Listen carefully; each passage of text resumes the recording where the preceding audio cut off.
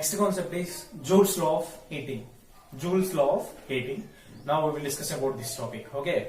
Now, Joule's law of heating means consider an electric circuit. Consider an electric circuit. This is an electric circuit. It's having resistor of resistance R. This is the resistor of resistance R and battery of potential difference V. This is the battery. This potential difference is V.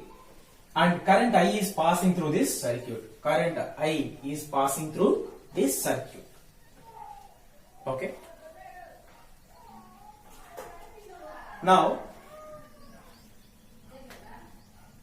where I explained the conventional current topic, I think maybe in this chapter second class, where I explained the conventional current, I told you there how to find the direction of current in an electrical circuit. How to find the direction of current. It's not important here, just I am telling you.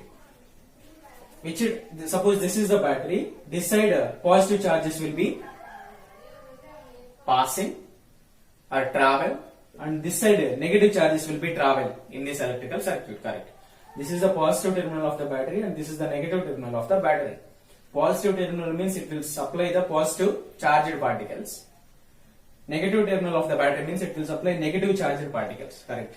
So at what side positive charges are passing, that is the direction of the current, correct? I told you. So this side positive charges are flowing. What is that? Positive charges. That means charge, which term we can indicate in a charge Q. So this side charges will be, positive charges will be travel. And this side negative charges. Negative charges means electrons will be travel. That is no need now. So just we have to keep this positive terminal will supply the positive charges. At what side these positive charges are flowing, that is the direction of current. Okay. So you can remember that one. So in this direction, current is flowing means positive charges are flowing. Current is flowing in this direction means positive charges are flowing. Okay. Otherwise, positive charges are flowing in this direction means direction of current is what? This side direction. Okay. Yes, sir. You can remember like this. Okay. Now, I told you already, this battery is supplying current. Okay. This battery is supplying current through this electrical circuit. Whenever this current is passing through this resistor, I told you, whenever this current is passing through this resistor, what will happen? Whenever this current I is passing through this resistor will form some potential difference. Correct? Whenever this current I is passing through this resistor, some potential difference will be produced. Okay. So here, when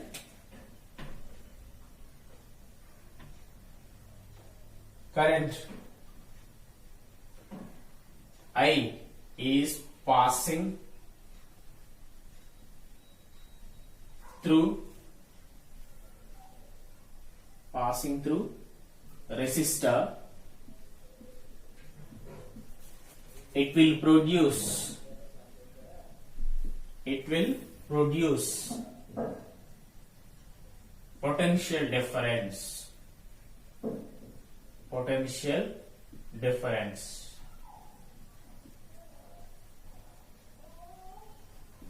Okay, potential difference means V. It will produce potential difference. Potential difference formula what? I told you where I explained the potential difference concept. I told you their formula. What is that formula? Potential difference is equal to work done by charge. So here potential difference is equal to work done by charge. So work done means W, charge means Q. Okay, then V is equal to W by Q. This is our expression. Now send this Q in this side.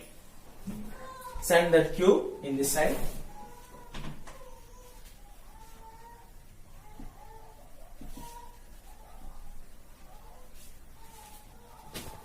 So Q, we can write this side means what is the remaining there? W is equal to V Q. I am sending this Q in this side, so V into Q. This is the denominator form. It will come this side means V into Q is equal to W. So W is equal to V into Q. Okay. Now here I am taking from the definition of R, from the definition of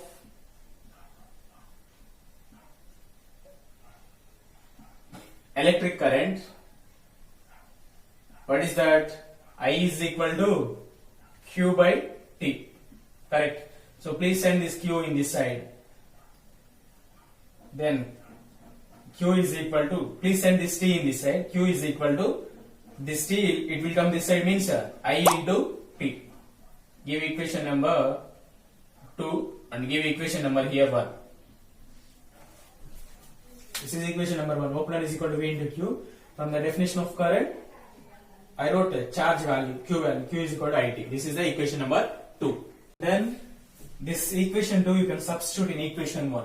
In the place of Q, you can substitute this value. Okay. So this equation 2 you can substitute equation 1. Substitute.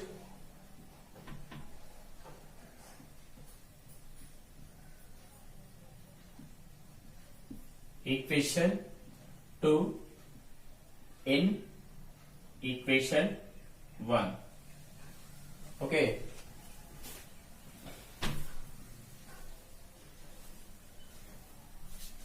Then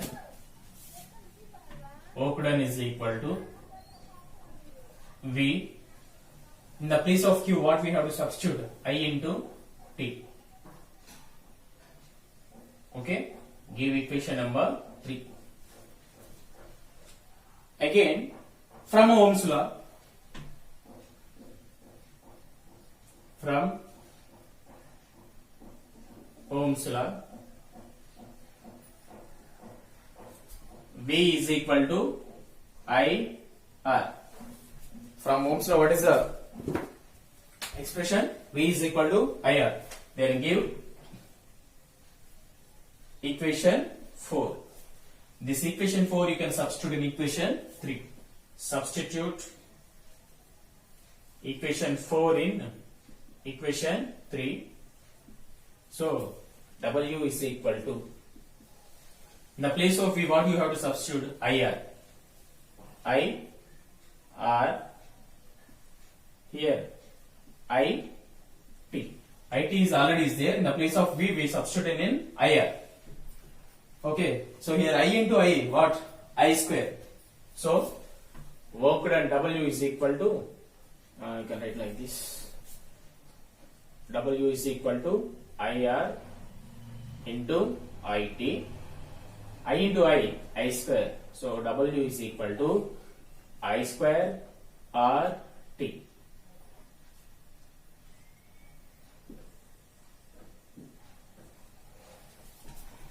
Work done W is equal to I into I square, R is R, T is T. So work done is equal to I square RT. Work done is equal to I square RT. Okay. So just you can remember,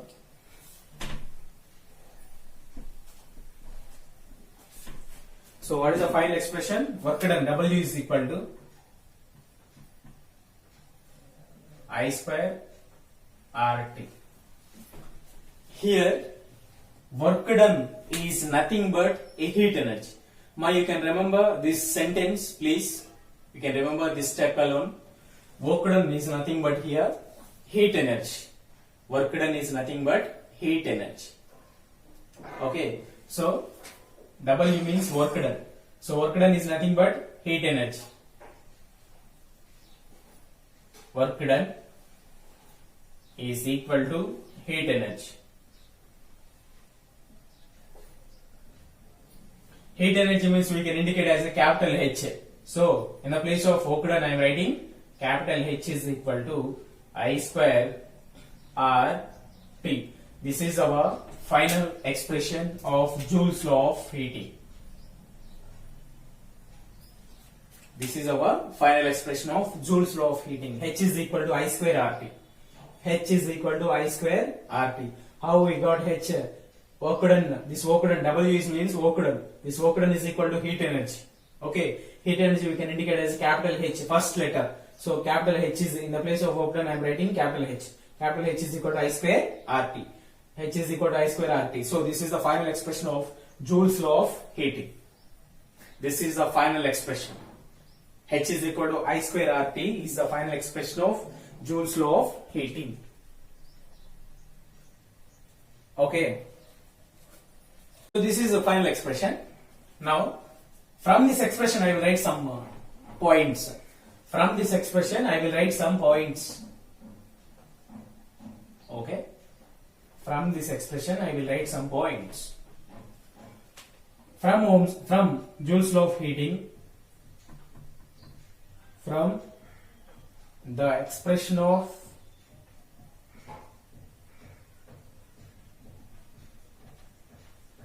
Joule's law of heating,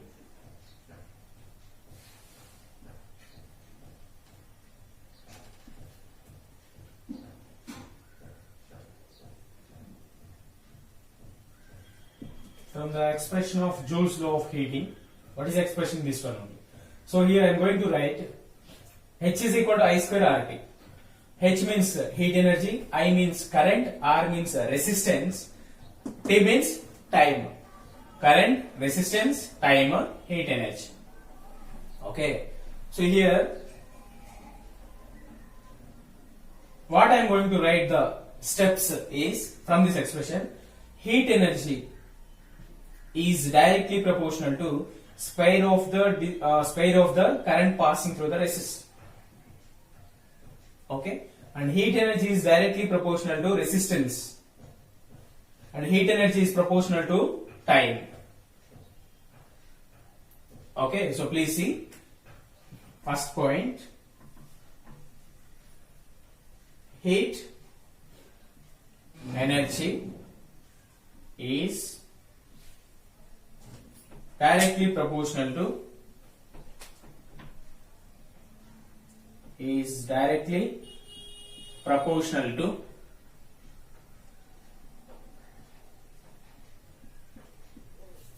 I square, no, square of I square. H is equal to I square means square of current passing through the resistor. Square of current passing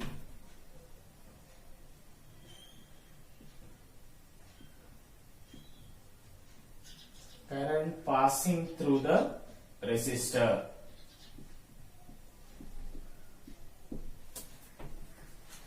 Okay, H is equal to I square means what? H is directly proportional to I square. Heat energy is directly proportional to square of current passing through the resistor.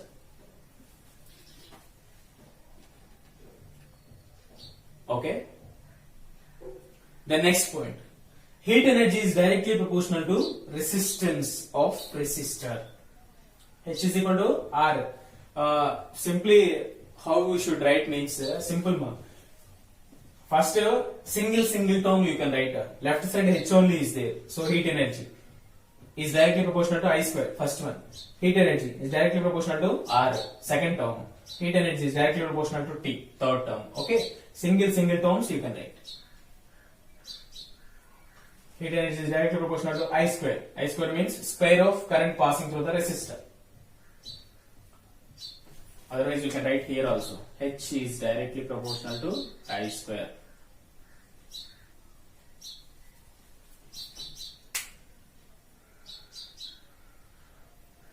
How you can write like this? H is equal to I square RT. How you can write this? This is, I am not going to confuse you, just I will give you an explanation. Those are what? observe, otherwise you can note down the points, no problem. But how you are writing, just I will tell you something. Listen. H is equal to I square RT. H is equal to I square RT. Suppose you can take these two are constants. You can take these two are constants. So whenever you are removing this constant, H is directly proportional to I square. You can remove that constant value. Okay? Whenever you are removing that constant, this equal form will be converted into direct lip form. Otherwise, I told you already, suppose H is directly proportional to I square. So H is directly proportional to I square. I am going to convert this proportionality to equal format. I am going to convert this proportionality to equal format means what I should do actually? I will add constant, right? So H is equal to, I'm in the place of directly proportional, I am converting equal. So I square. Whenever you are converting proportionality to equal, what you should do? Take constant, right? So that constant, I am taking RT. This and all noted, you don't confuse, leave it that one. Just you can note on these points. This is the first point. Second one, heat energy is directly proportional to resistance. Heat energy is directly proportional to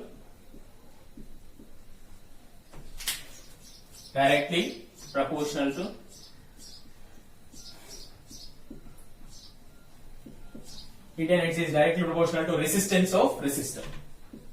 Resistance of resistor.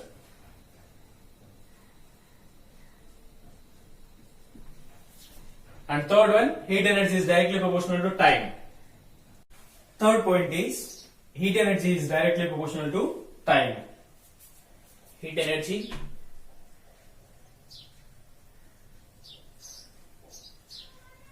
is directly proportional to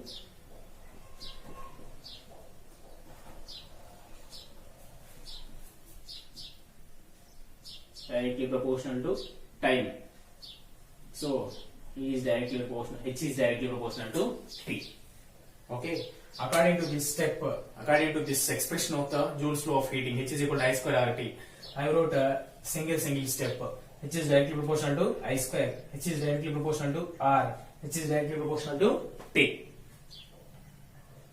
Okay. Anybody having doubt, sir? Why you have to write? Whenever you are writing heat energy is directly proportional to I square.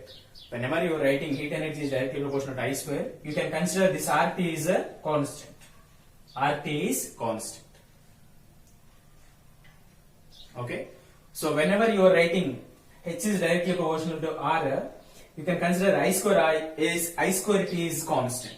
I square into T is constant. Like that, whenever you are writing H is directly proportional to time T, you can consider this I square R is a constant. Okay.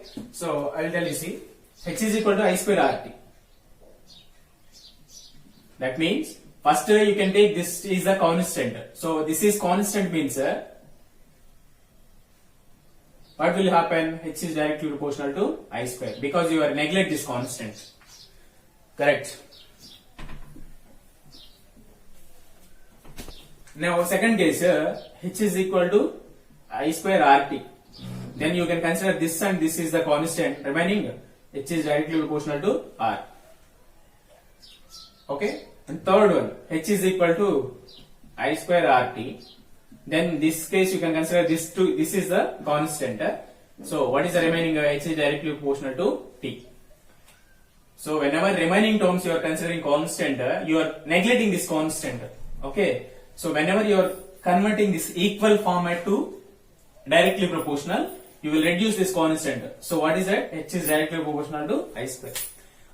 I told you already in previous cases so many times, whenever we are converting equal format to directly proportional, we can take constant. Correct.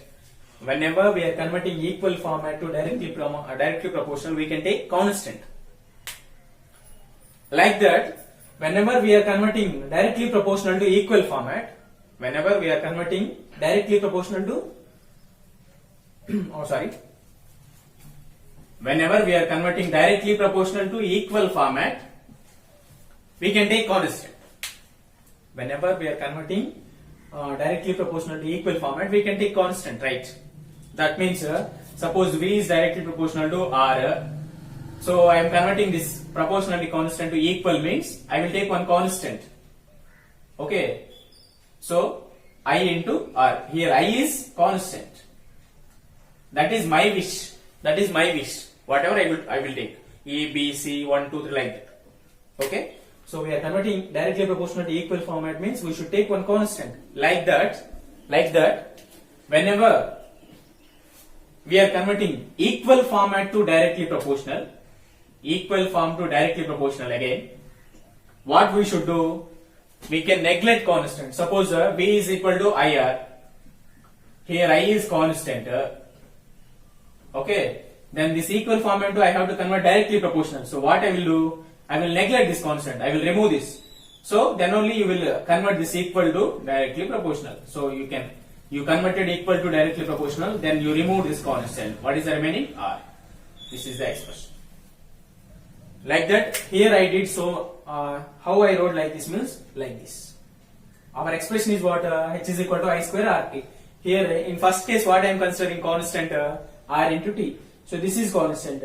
So you remove this constant and you convert equal to directly proportional. H is directly proportional to I square. I square is remaining I square. Second one. H is equal to I square RT. So here what is the constant? I square T. Okay. Then H, we are converting this equal to directly proportional. Equal to directly proportional. You can remove the constant. So what is the constant here? I square T. I square T you can remove. Then what is the remaining? R. Second step. Then H is equal to I square RT. In this case, what you are taking the constant I square R. This is the constant. Our wish, we are considering constant. Okay. So this is constant. Remaining what? T. So whenever you are converting equal format to directly proportional, you remove this constant. So you can remove this constant means what is the remaining? H. Equal is converting directly proportional. T is there. T. So this is the heat energy is directly proportional to time. H is directly proportional to T. Okay, this is it. You no need this one. Just I explained that. Those are understood. You can note down this also. If you cannot understood means directly you can write on this. Okay, I hope you guys understood this. So this is the explanation about Joule's law of heating. This is the explanation about Joule's law of heating. I hope you guys have understood this class. If you have any doubts after watching the video, please ask. Thank you.